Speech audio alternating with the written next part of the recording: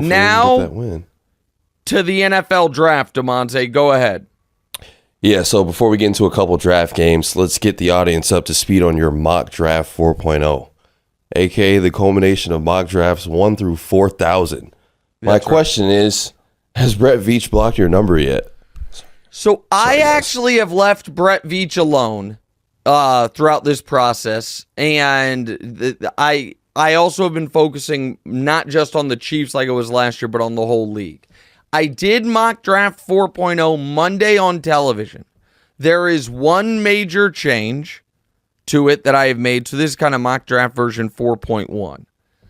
And I am going to try as quickly and as efficiently as possible, go through all 32 teams here and talk about why I have them drafting, who I have them drafting, and the analysis behind it.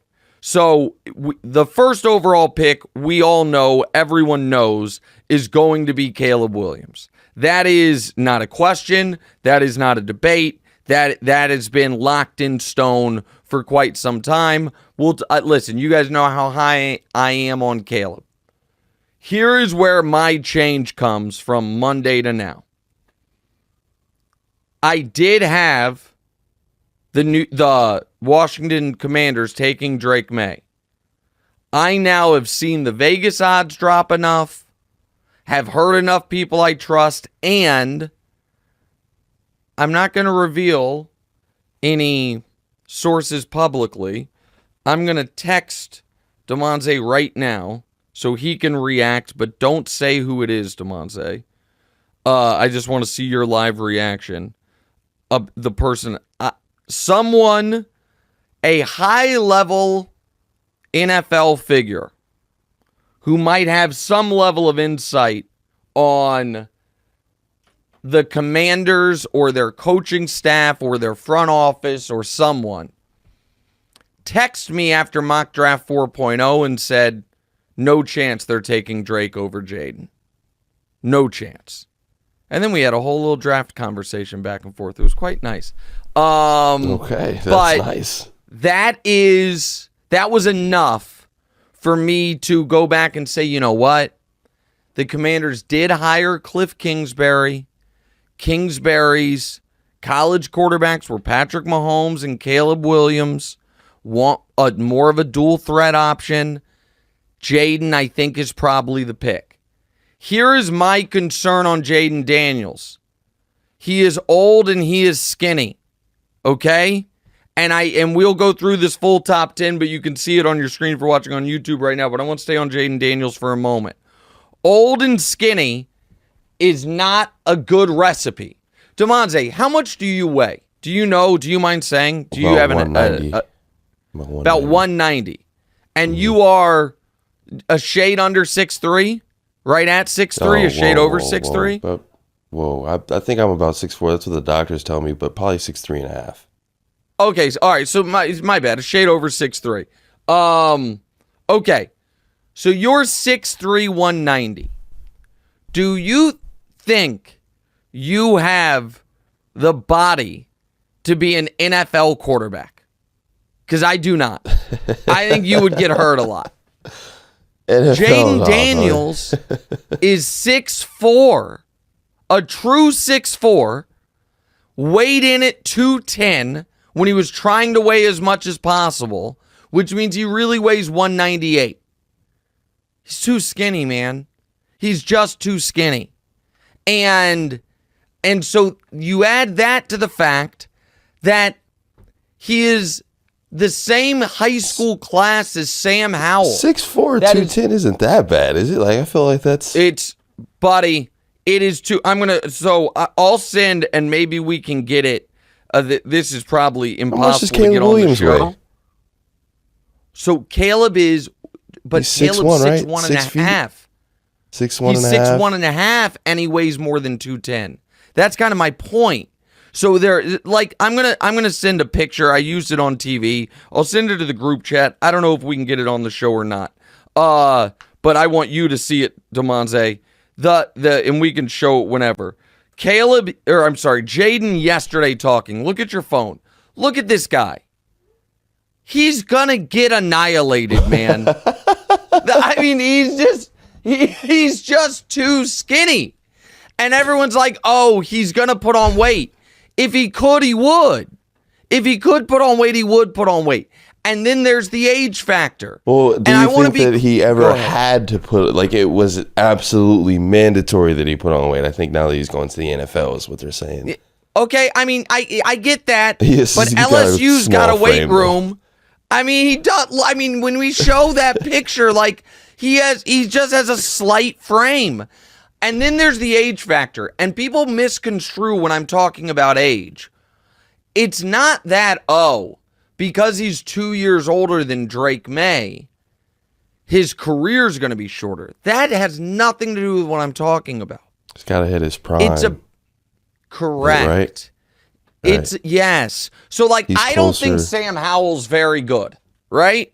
But Sam Howell is the same draft or high school class as Jaden Daniels. How would Sam Howell have looked if the last 2 years he was playing college football? Probably freaking awesome. And so that's Jaden Daniels, and so we can show you the picture so you guys know what I'm talking about. People can say there's a bad angle. I don't know, man. That guy looks like a snapped collarbone waiting to happen. And so it just concerns me. And so the age part of it concerns me. Just does. And so, but I think he's going to go number 2. In that circumstance, I believe the Patriots are pretty clearly drafting a quarterback. I think that they are going to end up taking Drake Maye number 3, and then the draft gets really interesting. Are the Cardinals going to trade out, or are they going to stay right where they are? The Cardinals need great players. They have an expensive quarterback. Marvin Harrison is sitting right there. I think they will take him. There was a ton of smoke right when the Vikings traded for their additional first-round pick that they are doing this to move up for J.J. McCarthy. Since then, that seems to have cooled off. I actually think that's going to happen. I see a ton of mock drafts this morning that have the Chargers staying there and drafting J.C. Latham. I don't think that's going to happen. I think that the Vikings are going to move up, package their 2 firsts this year and their first next year to get J.J. McCarthy. And then the Giants, they probably have to run it under this scenario, run it back one more year with Daniel Jones. They haven't had a great receiver since the beginning of Odell. Some people have Malik Neighbors number 1 as their receivers. I think they take Neighbors. Joe Alt to the Titans is the most obvious pick in this draft. Every single mock I have done and every single mock I have seen has that happening. Probably means it won't, but I believe it will. The top offensive lineman off the board goes to the Titans. The Falcons are in a unique spot because they have to draft defense. They have a decent offensive line. They have spent top 10 picks on a tight end, wide receiver, and running back the last 3 years, and they just signed Kirk Cousins. They could sit at pick 8 and take the number 1 defensive player on their board because the first 7 picks of this draft are going to be offense. Now, maybe they trade down, but I think they're going to take Dallas Turner, the edge out of Alabama, and that then puts the Bears in a unique spot. Do they want to go left tackle to protect Caleb? Do they want to go interior defensive line and go Byron Murphy? Or do they want to get a stud receiver? I think they go stud receiver, take Rome Odunze, and Caleb has DJ Moore on the big contract, Keenan Allen is the aging vet, and Rome Odunze is the stud on a rookie contract. And then I just think the Jets aren't going to be able to help themselves. They should go left tackle here. They should buttress the offensive line. Instead, they're going to hope and pray that the old offensive linemen that they acquired this offseason stay healthy, and the one major hole from a skill position perspective on their offense is tight end. They go Brock Bowers to make Aaron Rodgers happy. Now we can show the next 10 picks. I think we have them. If not, we do have them. All right.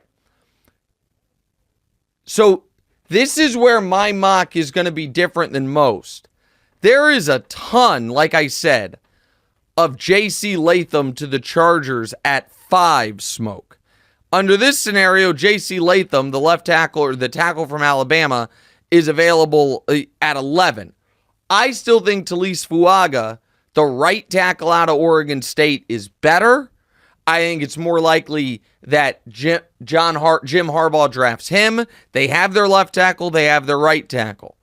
And then the Broncos reach massively on Bo Nix because Sean Payton's got to have a quarterback. He is not going into the season with Jared Stidham and with the guy, Zach Wilson. It's just not happening. So now, could the Broncos be a trade back and then draft Bo Nix candidate? Sure. But if they think he's worth a first-round pick, then just secure him at 12. A lot of people think the Raiders will take Penix at 13. I don't think Penix, given his age and his injury history, is a first-round pick.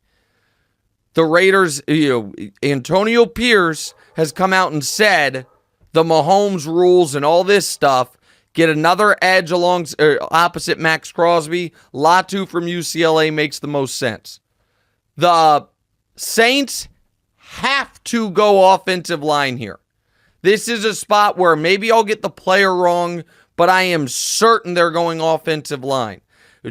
Trevor Penning, who they traded up for in the first round a couple years ago, has not worked out. Ryan Ramczyk, it might have to retire due to injury. So I think they're going Fashanu to assist, to give him a plug-and-play tackle on the offensive line. The tackle out of Penn State, also one of the younger players in the draft.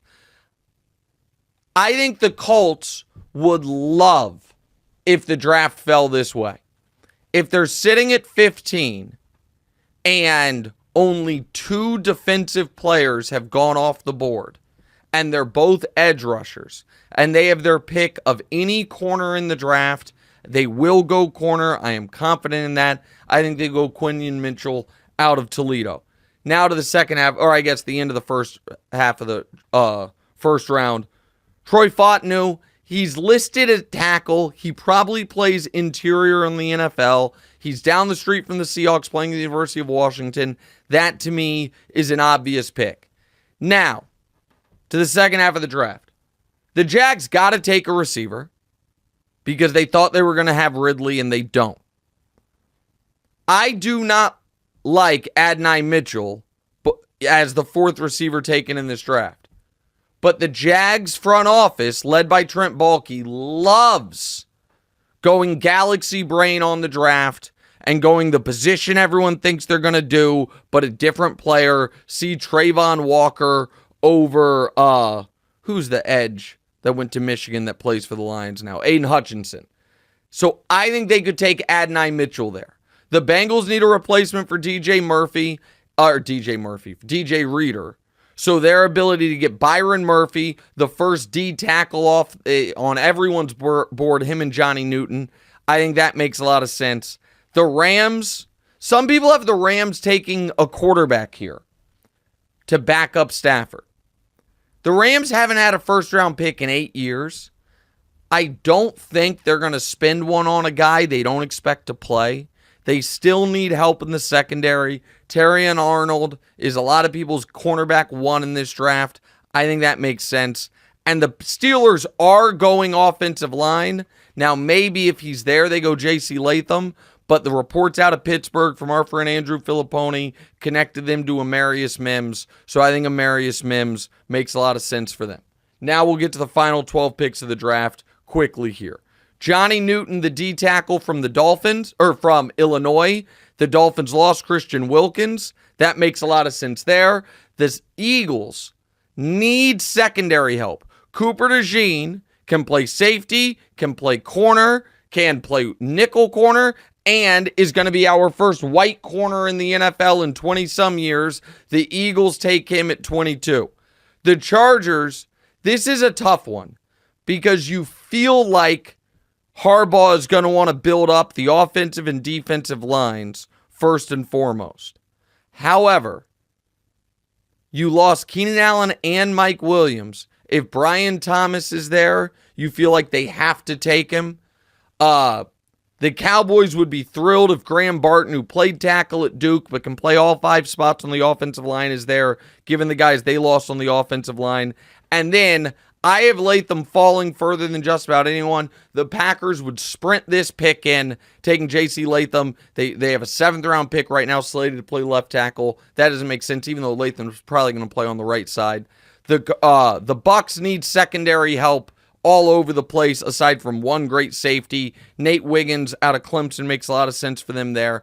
Jared Verse, the Cardinals need impact guys. Some people have Jared Verse going in the top 15. I think he's available there. And then we get to some really fun final 5-6 picks of the first round. The Bills have to draft a wide receiver. Now, there is some smoke. They could move way up in the draft to get a receiver. I would love if the Bills mortgaged more future capital to move up. If they don't, Troy Franklin, the 6'3" receiver out of Oregon, makes a lot of sense. Some people have speculated they would take Xavier Worthy, the guy who set the record at the Combine. I think Worthy is going either 28 or 29 if he's there. I don't think Worthy is getting to 30. Now, Worthy, I have concerns with as well. You know why? He's 155 pounds. And I understand Devontae Smith was super slight, but Devontae Smith had a 1,800-yard season in college. We saw him deal with it. People, when I talked about Xavier Worthy, people were like, oh, that's what they said about Tank Dell. Did you see his rookie season? Yeah, I saw Tank Dell have an amazing rookie season until he got his leg snapped in half on a regular block because he's tiny. Like, this is, I feel badly about this sometimes, but I don't think I'm wrong in my belief. Football's for big people. And if you're not a big person, I have concerns. And so Xavier Worthy would scare me, but the Lions have been looking for a speedster since they traded up for Jamo Williams, and that hasn't quite worked out. So I like that pick there.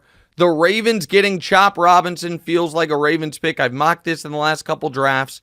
The Niners getting the best true center in the draft, Jackson Powers Johnson out of Oregon, when they had troubles on the inside of their offensive line, make a lot of sense. And I think the Chiefs are going tackle.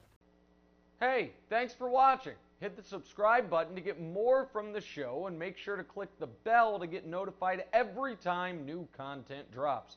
Check out full episodes of What's Right wherever you get your podcasts, or just click the link in the description below.